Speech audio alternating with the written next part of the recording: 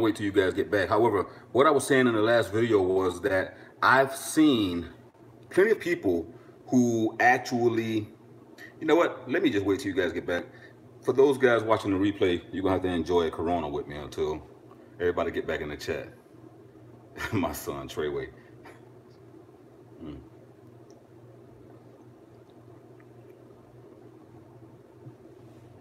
YouTube crashed, guys. I apologize.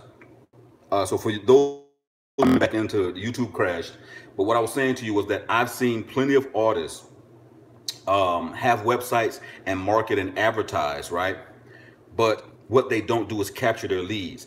They will send you, and the worst thing that you can do, guys, is send someone to your website and not take advantage that they're actually on your website. What most people wind up doing is they send the person to the website, they advertise and get all these people coming to their website, but then what they don't do is accommodate for the actual traffic they're gonna get. Alicia, what's going on, mama? Tell your husband I say peace and blessings. So what you want to do is when they get to your website, you want to capture that lead by giving them something or offering them something, okay? So that's what I mean by utilizing your advertising to grab and target your audience and making sure that you give them something in return. Because here's what happens. Direct consumer relationships is what you want. A direct consumer relationship. You don't want to have to go through BeatStars or go through somewhere else with your client, okay? And that's one of the things I keep telling you guys, like BeatStars and places like that is very good for acquiring customers and clients and awareness, right? But convert that person to your website. And when they get to your website, offer them something, and then give them something so you can capture that email address and have that direct one-on-one relationship with your client.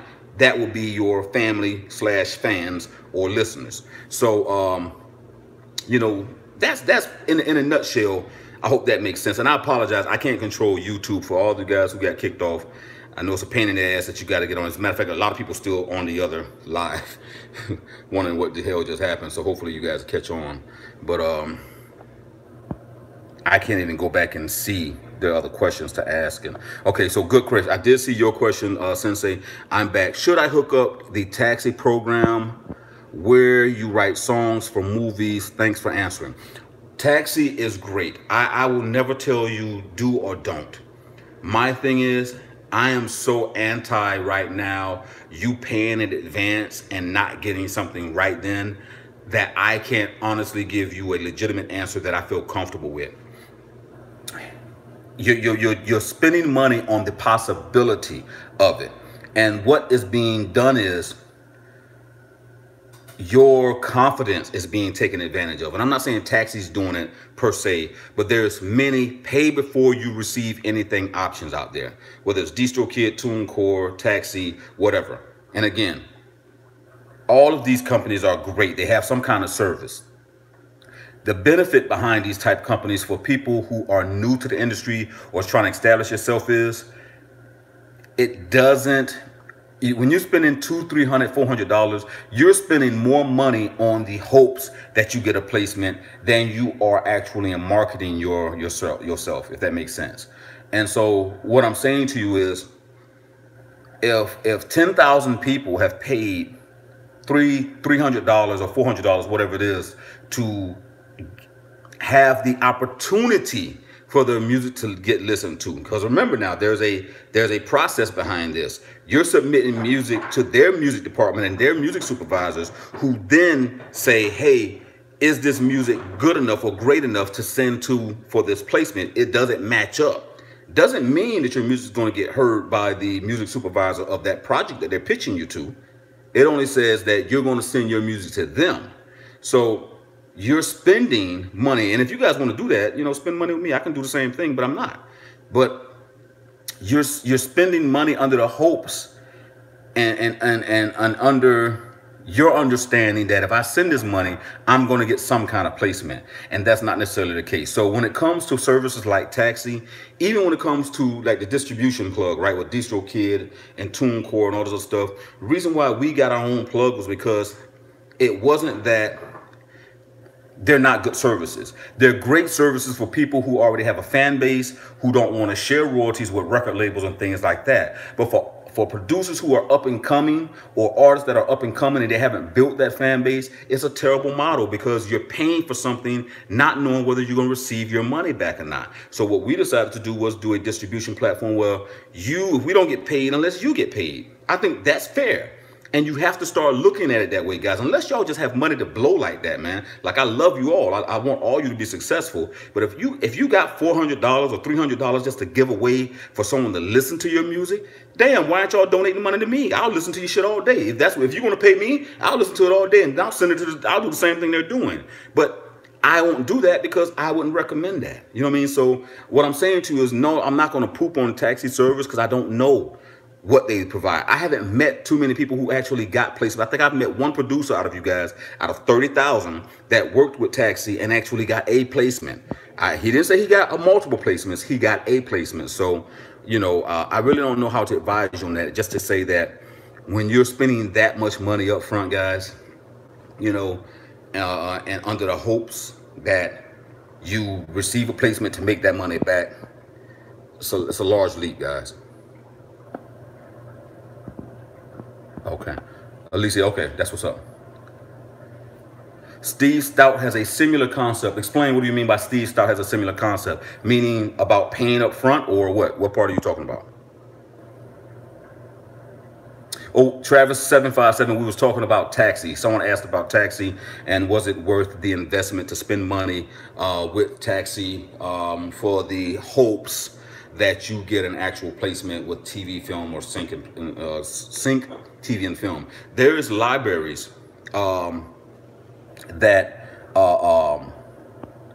offer you it for free. If you got great music, you can submit your music to libraries. Just look it up and Google it, and you wouldn't have to pay anything, because that's all they do. They look for music to service their clients. And so there's music libraries that you shouldn't have to pay any of that to. Oh, the name of my service is just basically under my company, which is Red Stick, or the Peacemaker Distribution. We have a distribution company. We're able to monetize your music for you, put you on all world platforms. We have a dope dashboard. Matter of fact, we're offering, one of the things that I pride myself on is giving you guys technology that works for you. So like, we have a integrated dashboard with Linkfire, which is a great company.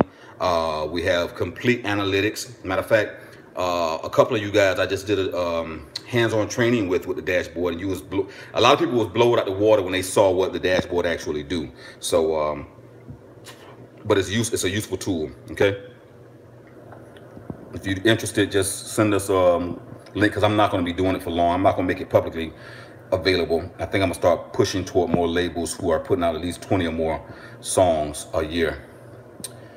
Don Jay-Z4K says, should I get an LLC and publishing, signing up with a PRO for selling beats? Your LLC acts as your publishing company. You can do and make it one and the same. In other words, as a producer selling beats, you have a production or producer name. When you are signed to a performing rights organizations, you are signing under your legal name. So you can always put your publishing company under your LLC. So your LLC can be your publishing company, and it can rock as your production company at the same time.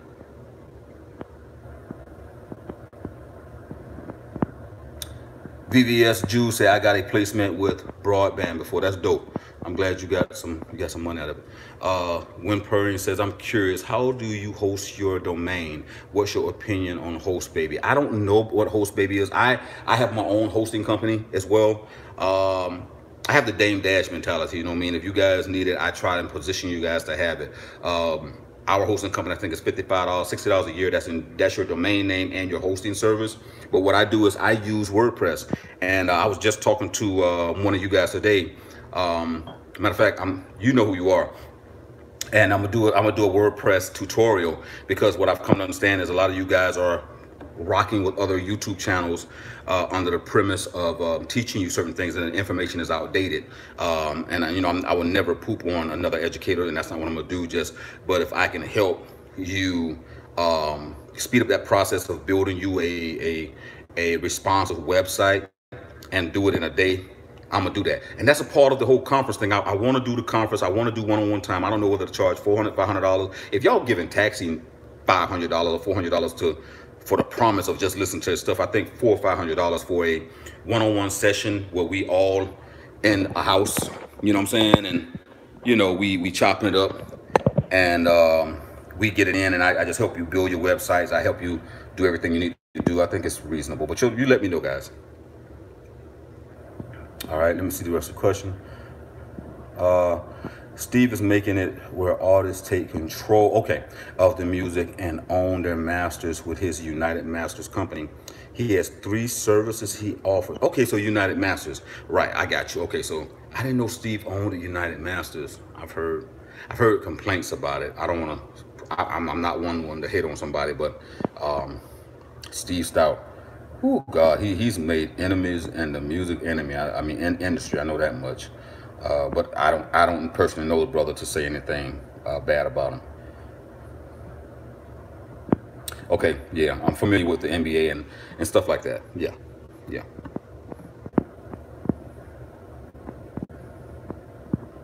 The Ask This is, yes sir, you know what it is, brother.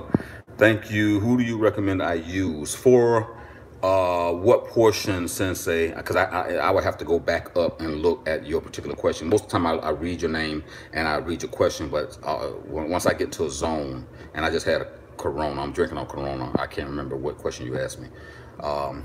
Cash BHF, can we schedule that? I really would like your help with building my Spotify. Okay, not a problem at all, brother. Email me musicmillionaires@gmail.com. That's all one word, musicmillionaires@gmail.com, and I'll have Rick schedule your consultation. Mac Roney, I didn't hear when you answered my question. Could you send that info to my email, LEMac11 Yahoo, because you're still breaking up. I got dope internet service in here, I know that, but YouTube has been clowning. Email me, Matt Roney, with your question at Music Millionaires directly, and I'll respond to you. Probably be first thing in the morning, because when I get off here, I'm gonna just go to bed. Catch BHF say United is okay, but I think Distro and TuneCore is better. Now that says a lot, because Distro and TuneCore are a pay for service type event. So basically, you're paying for distribution options and everything that you want. Afterwards, you have to pay for all the additional services. So if you're saying they're better, then that says a lot to me. I'll do some more research on them and figure out what's going on with Steve Stout at United. VVS Jules says, I think the fastest way to see results these days is to pay a great music consultant. The business is strongly based on money and who you know. Perception is the key. Very true as well. But make sure that the music consultant has a vested interest in the music industry. Everything that I teach you guys is from the aspect of where you come from. So we was down, dirt, grimy, getting it, trying to make it where you guys will make it. So we learned the industry over 30 years, and it damn near took us 30 years to get there because of the gatekeepers and everybody blocking the information. Now everyone's self-awareness and wanting to be independent and become those goats has now sparked a business. So now, because of the saturation of music producers and things of that nature, everyone's taking advantage of that, and they're capitalizing off of it, really giving you half-ass information, you know what I mean? And it's unfortunate, but just be very careful when you start talking about consulting with a music consultant, because I'm this type of person, right? If you're going to advise me on my relationship with my woman, you damn sure got to be in your relationship 10, 20 years longer than I've been in my relationship. I'm not going to get no advice from you if you haven't been there, if you just got an MBA and you're a book literate and that's it, but you don't have any hands-on experience, because nothing like hands-on experience, bro. Trust me. Strategy Kings, I'm not recommending either way. I understand, brother. I understand. No, I appreciate your input 100%. That's not judgmental at all. I understood what you was trying to say. Adam the Great X says, oh, now that all of a sudden YouTube wants to crash when they see someone who really wants to help. That is YouTube, man, and I apologize. Something I can't control, and I wish we're trying to see. That's another thing. You know what I mean? Like, YouTube is a stronger platform for me because you guys use it as a search algorithm. So I get a chance to meet and engage with a lot of you guys who aren't even subscribers. I hate that a lot of you aren't subscribers, but the ones who aren't. And the whole point for me is to get the information out there. Good, bad, or indifference, love it, hate me, whatever. My goal is to at least put it out there and give you something to chew on. But they have to do better. But they, just like any service or any situation, you know what I mean, when people depend on it, you know, we do what we do, you know what I mean, at the end of the day. So I apologize that it crashed, you know, on you, but come on, guys. By the time I'm finished this Corona, I want to be done now. Let's go. Let's get it. It's late night with the Ask S&G. Too many Coronas already. Late night with S&G Ask Questions, guys. You know what I mean? I'm here wanting to hang out with you guys. First time we've ever had a late night session like this, man, really. And for all you who are subscribed to me on YouTube, make sure you go by Instagram and subscribe as well, Music Millionaires, because I put a lot of stuff out and I do stuff and drop jewels on there as well, and you guys get a chance to see me in my element. But any more questions? And thank you all for hitting the thumbs up. I appreciate it. And for all you who are going to hit the thumbs down, I appreciate that as well. Okay, then it's definitely something going on your end. Just email me, brother, musicmillionaires@gmail.com. Email me, okay?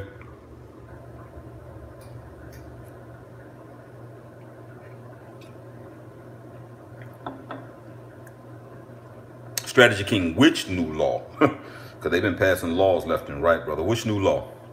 Royalty payouts. I'm on the fence with both of them. I really think it's a great thing, because you got to realize that royalty payouts and streaming, well, royalty payouts, we've been using the same royalty laws since damn near music existed, since the first law was created, and it was time to have new measures put in place. So, of course, how I really feel about it, all right, would be, I wish they could regulate streaming to have a I wish we could regulate streaming based on the premise of how much that company's gross or net income is, how much revenue they produce. Because right now, and how it works, guys, so you'll know, for those who don't know, is when they license music, they are basically paying a blanket fee. And just for an example, that fee with, let's say, ASCAP, BMI, CSAC, who all represent musicians and artists, may be something like, and don't go like this is the actual number. I'm just using this for an example. Say they pay $1 million, right, for licensing rights and fees.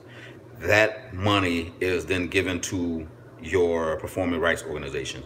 So it may be, quote, I'm just quoting, $3 million total they pay between ASCAP, BMI, and CSAC, right? Then that money is divvied up to them to pay you performing rights royalties, right? All right, so my concept and my thought would be, based on what they're paying licensing fees for the rights to stream music, because a lot of you guys aren't even, believe it or not, a lot of you guys aren't even attached to a performing rights organization. So you're not even get that money because you're not attached. So any money that you're getting directly from streaming royalties will be based on what they give you.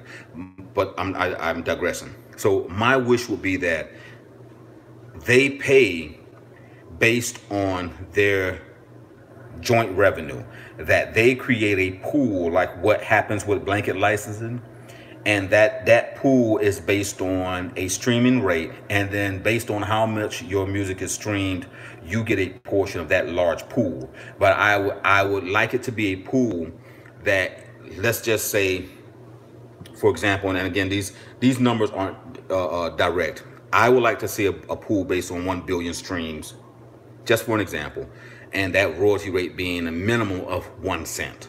And the reason why I say 1 cent, because 1 cent is a generous amount, believe it or not. 89 streams will be 89 cents, right? Okay, so I think we can work with that. I think we can work with that, and I think that's within fairness. That's what I would like to see happen with the royalties. But again, it's just a thought, and there's nothing in stone. It's not definitive numbers. That's not me breaking down how it actually works and advertising and all the different things. None of that is actually the point. And yes, I did get emails, guys. I'm seeing your emails pop up, okay? But that's my idea. Now, in the sense of distribution, like what I don't like that others don't do is when, okay, so for our distribution platform, and anyone who's with us can verify this, whatever you get, unless you say, hey, just hold that, we send it to you. If you made 70 cents, I'm sending you money. Okay, I'm sending it to you. You know, and I'm sending you money because you get it, you know, when it comes to our distribution. I would like to see distribution platforms operate like that versus saying, let me play and be your bank until you reach $50, until you reach $100. We're not going to issue money, because all they do at that point is they are sitting on your money and they reinvest it into their company. At that point, I think you should be getting a percentage of that company's business, because your money is being used to generate more money for them. It's just like a bank. They're drawing interest on your money by utilizing it to make more money, whether they're promoting, marketing, advertising, because your money's sitting there and it's being held in trust, and then they're making investments on it. I think in those type of situations, even if they're saying, let me hold your money until you make $50, I think they should be giving you $52, $53 for them holding your money until they paid you out, because they are setting the threshold. You know, so I don't agree with that. I think that should happen, because I think that, in all fairness, would be real. If you can show me that I generated $40 this month or for the last 6 months, and you held that money every month, that money should draw interest just like a bank, because you're holding my money. So I would love to see streaming platforms do that. We, on the other turn, like I said, we send you your money. I don't care what it is.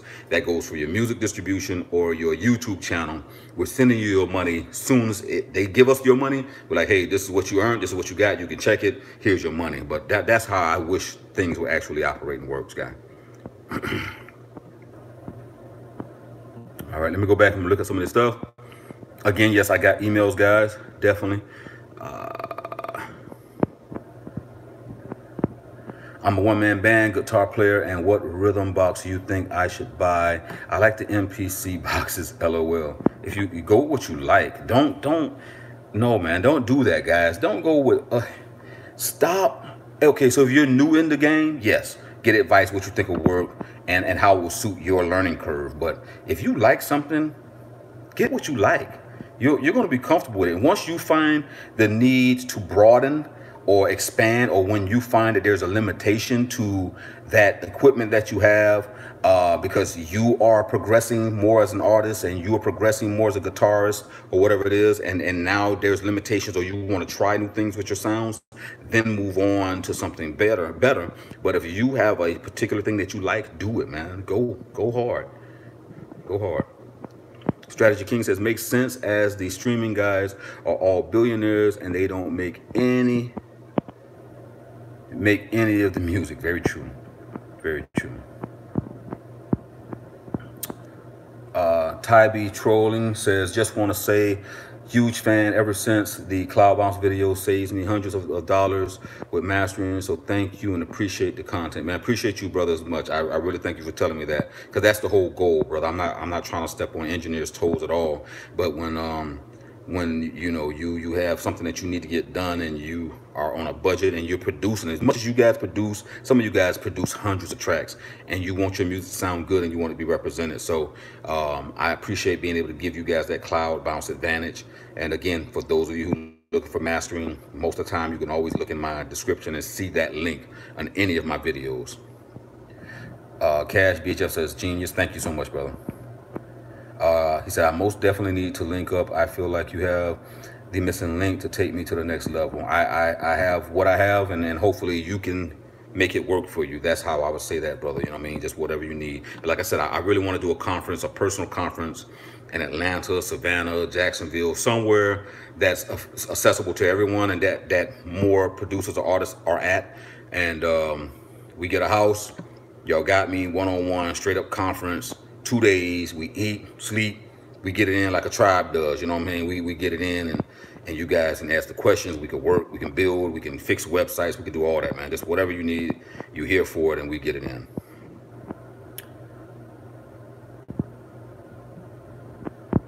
All right. Only problem I have with streaming are the marketing agencies who guarantee X amount of streams.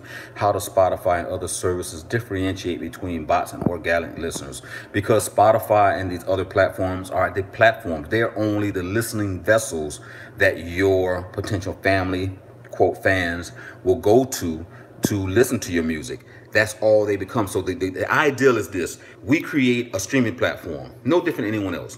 We get a licensing agreement through BMI, CSAC, or ASCAP, right, to license the music legally, right? Now, the key behind that is we become popular. The whole goal would be making your service popular, which is why companies like Tidal and Napster and things like that, which Napster has the highest payouts, but the reason why people aren't using it is not known because they don't have a freemium model. A freemium model is a model that's based on them getting money off of advertising dollars versus charging people for access to the music, right? So Napster pays more because they're charging people for that access.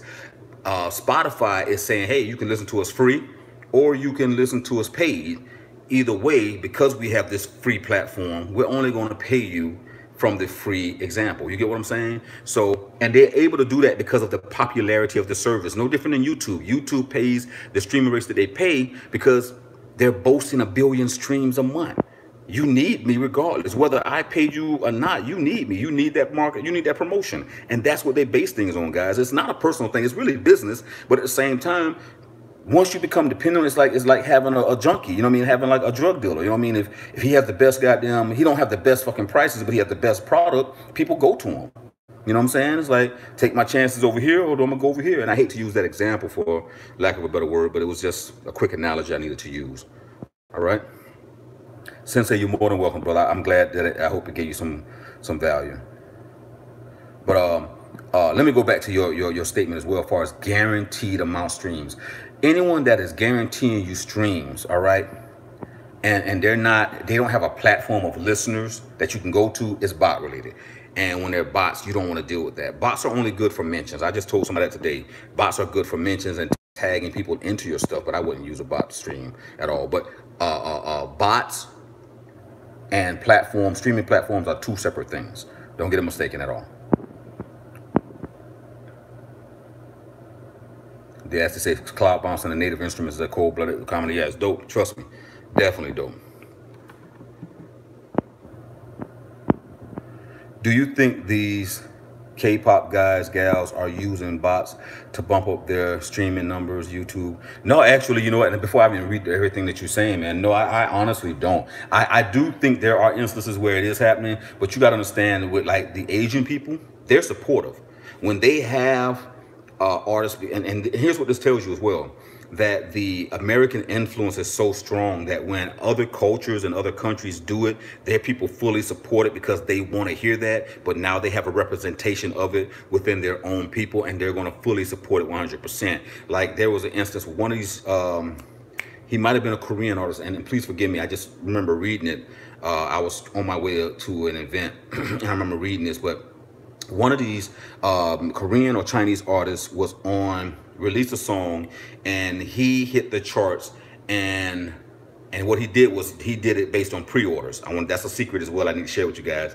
Getting pre-orders before your music actually released, because those pre-orders actually count towards your Nielsen SoundScan sales and streams when it drops if you got pre-orders. Either way, he had all these Asian people that came and supported him, right? And when they released him, and Billboard had him charting over Ariana Grande. Record labels lost their mind. They made them take him down because they said he's not in this market. It wasn't about the fact that this dude was an international pop star and that he charted because all these people had went and pre-ordered his music.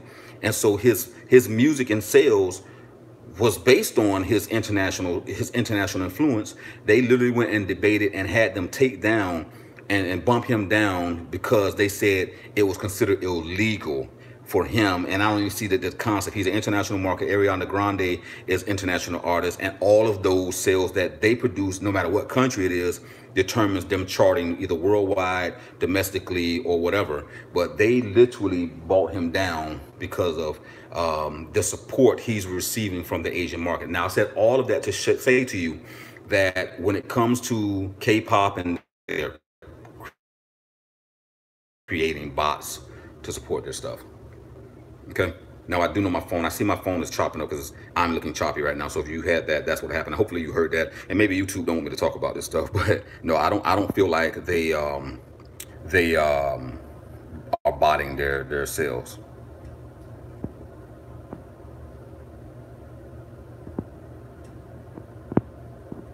And I hope that answered your question, Strategy King. And yes, we do lack that. We do lack that support in our community.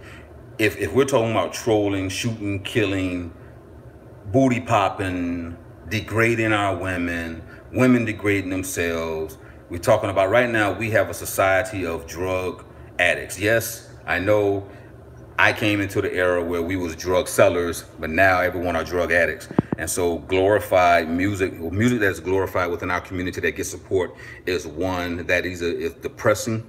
You know what I mean? You know, I can give you countless examples, you know what I mean?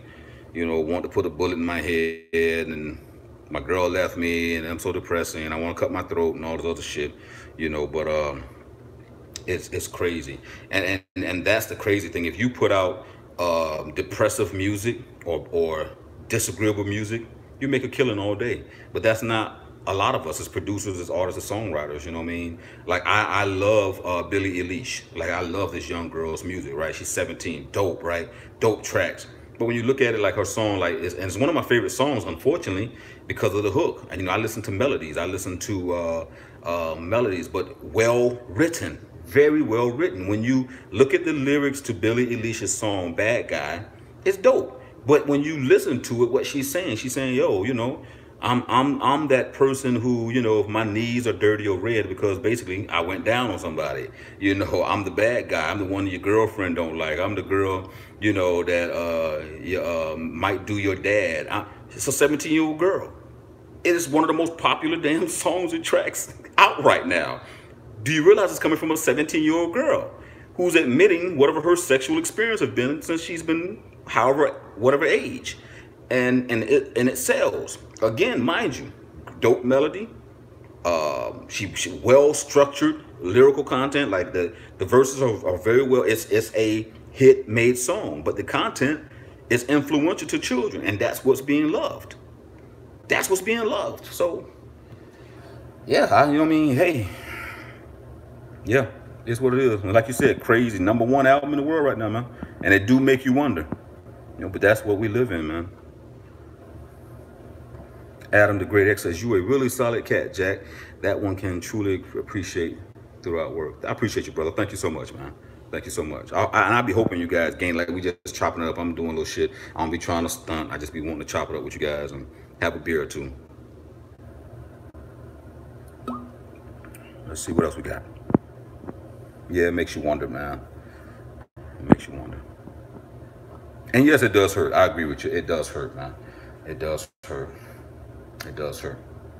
But what do we do? You know, we only as musicians do our part, you know, and it's so sad. It's called supply and demand. And when you're trying to eat and feed your children and trying to provide for your family, you know, oftentimes your music, you know, you don't know where the direction or what the direction of the artist is going to go with your music. And, you know, you're paying bills. But I have watched so many people, man, that personally close to me, change who they are, go against who they are because of that check, you know what I mean? Write stuff that goes against who we are for that check, you know, because hey, it's the way the world at. Who am I to try to change it? But I really think it plays a large part in where the music industry is going and why. Not that it's nothing new about all of the BS that you have to go through in the music industry. It's never been anything new. It's just widely accepted and always been known. But as hard as we try to be ahead of the game, you understand? I hope you guys catch what I'm saying. As hard as you try to inform and make yourself knowledgeable about the music business, just like you guys are watching me, I know for a fact record execs watch me. It's how I get all my offers. It's why I wind up having to consult with major labels and making all this money consulting with them, because they're watching me. So just as sure as they're watching me and they're making me consult, they're trying to figure out how to get around you guys. Think about it. What's his name? Leor Cohen created the 360 and bragged about it. When it affected him and what he was trying to do, then it was a problem. This dude told you they created the 360 to get around and how to make more money off of artists. It says a lot, guys. All right, I'm gonna take a couple more questions and I'm gonna get off, guys, so you guys can go to bed. It's late on my end, and I'm pretty sure it's late where most of you at, unless you're on the West Coast. Brother said, I mostly write positive songs, and it's hard to sell most of the time. Yes, it is, definitely. It's how you have to do it. Candyman Beats, peace and blessings, my brother. Peace and blessings, man. Say you have a single that is modern, and I'm sorry, this is Jaheem. Say you have a single that is modern radio, hip hop, melodic. How much money should you put into your ad and marketing to get your name buzzing? Firstly, you need to not just have a song, you need to have songs. You need to have at least an album or two to back up, because if this song is as great as you say it is, what people are going to be expecting within 3 to 4 months is you to release another song whenever you get the buzz popping on that. However, again, when it comes to monetarily marketing your music, man, there is not enough money. And I said this earlier in the first video that I did, which was I see a lot of guys penny pinch their marketing, you know, $20 a week, $25 a week. And I get it, you know, when you do that type stuff, do case studies with it. Don't look at trying to get real results. Do a case study. I spent $25. I got, you know, 1,000 views. Out of that 1,000 views, I got X amount of streams or X amount of people that contacted me. Use that type of money for case studies. But for the most part, guys, you got to spend real money to really market, because and even with Facebook and Instagram, they have now algorithms. When you spend money, they give you more, and your CPMs or your cost per views come down the more money you spend, which means you're getting more for your actual advertising dollar. So spend money now, because they know that everyone is teaching. See, and you got to realize Facebook and the rest of these guys on YouTube, they know that people like myself is teaching you guys to do advertising, and they're watching their revenue go up. So when their revenue go up, just like the electric company, right? When they don't have what's the word? When they don't have competition and they're not regulated, they can change the rates on you. One month or this month, last year, your bill might have been lower. Now it's higher, and you're trying to figure out why. I use the same electricity, I use the same thing, nothing's changed. Well, the more they realize that their service is being valued, the more they change the rates. So in order for you to get these penny ads, because at one point in time people were doing YouTube videos talking about how you can get advertising rates for under a penny with Facebook and all this other stuff. Facebook pay attention to this stuff. They got people who work for them. The people who work for them are like me and you. They're watching these same videos. You know, they say, hey, you know, is it true that our algorithm rewards this? Well, hey, I've been doing this in test marketing. There's more producers and these more rappers, and they're starting to advertise more on our channel. We need to increase in order to make our net profit or gross profit go up. We force them to spend more money to get those rates or those pricing points that they're looking for. They do this, guys. You know what I mean? We keep thinking the damn computers are taking over everything. It's people that's watching these, and they're watching these videos just like you guys are, and they're changing and adjusting. So spend more money, man. Spend more money, and you'll get more benefits out of it. And I hate to say it that way, but truth is truth. Dewan says, I found a way to touch other artists through YouTube and adding them to playlists on the platforms. A lot of positive feedback. Interested in hearing more about that. Each one teach one. Dewan, I know who you are. I'm pretty sure. Yeah. Email me at musicmillionaires@gmail.com. Let's talk about it, because I would love to see what you're doing and how we can better that particular situation. Adam the Great X says, does it help to stream full songs on YouTube and Reverb Nation or even your own site? No, absolutely not. Because we live in a world now where children's attention span is short. And how record labels and everyone is perceiving this is, the shorter the song, the more streams you actually get because of the length of time. And I just had this conversation with somebody. The shorter the song, because the attention span is short. Look at Snapchat, look at Instagram, look at all these short form platforms that we have to communicate with, and how people are more interested in seeing it, hearing it, and being done with it versus staying with it and listening to it, which is why platforms like TikTok and Musically and all these different platforms work, because these children aren't doing the entire song. They're taking the key points of a song, and then they're reverbing that or remixing that and making that, and that becomes the highlight of the song. Again, I said this earlier, which is why what's Lil Nas X is doing so well because of a service like TikTok. TikTok actually helped excel that song past what it would have done if not. So no, you know what I mean, creating longer forms of music is not beneficial to you when you advertise on YouTube or anywhere else. The shorter the form of music, the shorter you give them, the better. And I hate to say it, but it's true. He said, why are the rapper's name so derogatory? Because the rapper names are reflections of what they think this world is now. So, you know, Little Xan and all these little names, and, you know, Beat the Coochie Up and all this other stuff they come up with. You know, it's just, and you know, they a lot of these names they're coming up with, they're putting in little algorithmic bots, like gaming bots, and the gaming bots, based on your characteristics of who they think you are, just comes up with a name, and then they roll with that a lot of times as well. But and everyone wants to have a unique brand, you know. So, you know, it's sort of hard to say I heard of any other rapper named Apple Cider Vinegar. That's me. I'm Apple Cider Vinegar. Right, man? You heard that new Apple Cider Vinegar track? I mean, hey, man, you know what I mean? But derogatory, yes. You know, the more derogatory, the more I don't give a fuck it becomes. I'm that goat. I don't give a fuck. I don't give a. And I've never seen this ever in my life in existence. People lack of respect for life. I've never seen that. And how that's being glorified now. You know, the more people you say you'll kill, and the more people you say you don't give a damn about, you know, people resonate with that, right? And I want to give you my money. It's crazy. Look, see, Batman, ACV. So that's how it works. Y'all stop calling me SG from now on. I'm ACV, man. You know what I mean? I'm talking about, bro. I'm gonna tap my face up or something next week. He said, yo, stop. It's true, man. Truth is truth, bro. The truth is true.